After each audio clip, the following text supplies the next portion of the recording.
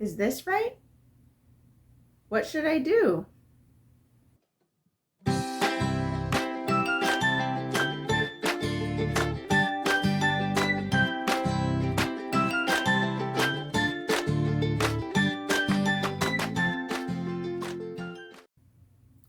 Hi, welcome back to Child Boom.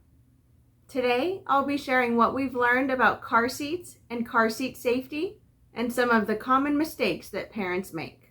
One of the first things you'll face when leaving the hospital is putting your baby into their car seat.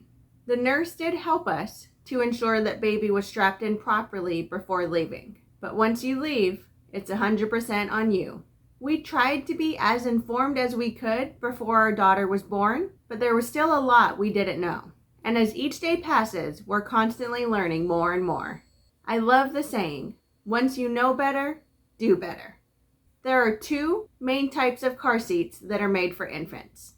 The first is an infant carrier, which has a separate base that stays installed in your vehicle. And then there's the convertible or all-in-one seat that starts as rear-facing and then transitions to forward-facing. Both seats are suitable for infants, just depending on your preferences. We chose to start with the infant carrier seat, Chicco Keyfit 30, so that we had the option of carrying our baby, especially if she was sleeping. The seat itself weighs less than 10 pounds, and the base installation is super quick and easy. If your vehicle is 2003 or newer, it will be manufactured with the latch system. These are lower anchors in the seats of your car that allow the car seat to click into place. The limits for this particular seat is 30 pounds or 30 inches. Once your baby reaches either of these limits, it's time to switch to a new seat. So, if they are 30 inches but only 27 pounds, they've outgrown the seat. I think we used ours until our baby was about 7 months old. She was still within the limits, but it was too heavy for me to carry her in the seat, so we just decided to make the switch early.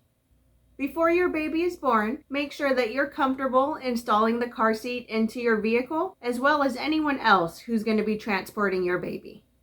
And don't forget to practice on buckling, tightening, and loosening the straps too. If it helps, you could even use a stuffed animal. The user manual will be your best resource and will help you gain as much knowledge as you can ahead of time. I had read the manual, watched the tutorials, and played around with the seat. But once we were on our own and it was time to strap in our baby, I had no idea what to do. For the first month or so, anytime we were in the car together, I would sit in the back seat with my daughter. I was so afraid of the straps being too tight that she would stop breathing. Because of this, her straps were so loose, it probably wouldn't have helped much if we actually did get into a crash. Over those first few months, as we learned more and got more practice, she finally became safe in her seat. I want to share some of the most important things to ensure that your child is safe while riding in their car seat, and also to point out some of the mistakes that we made, so hopefully you can learn from them too. Make sure the straps are in the right position.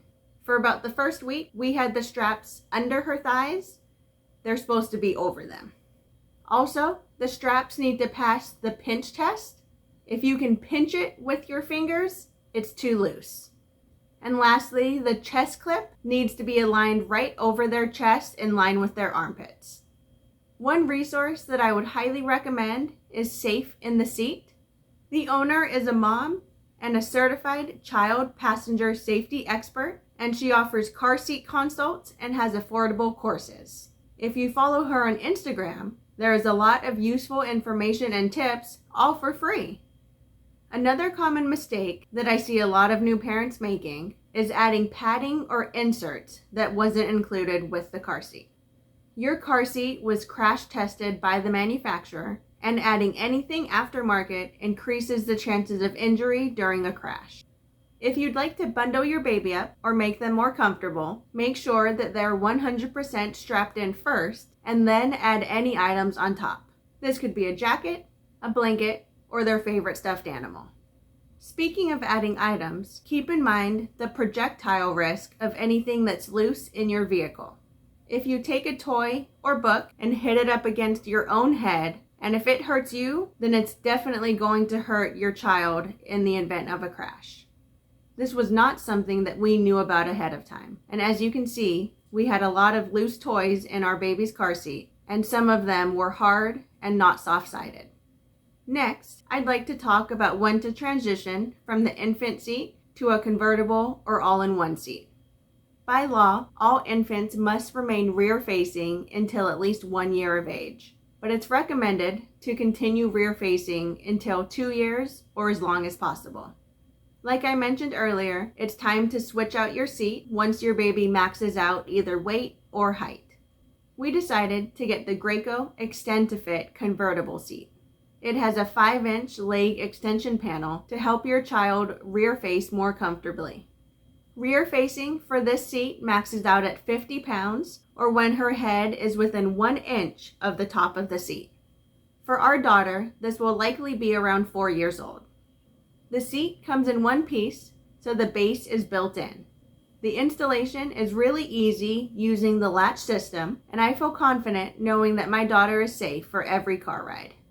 Once the rear-facing position is maxed out, then my daughter can sit forward-facing up to 65 pounds or 49 inches.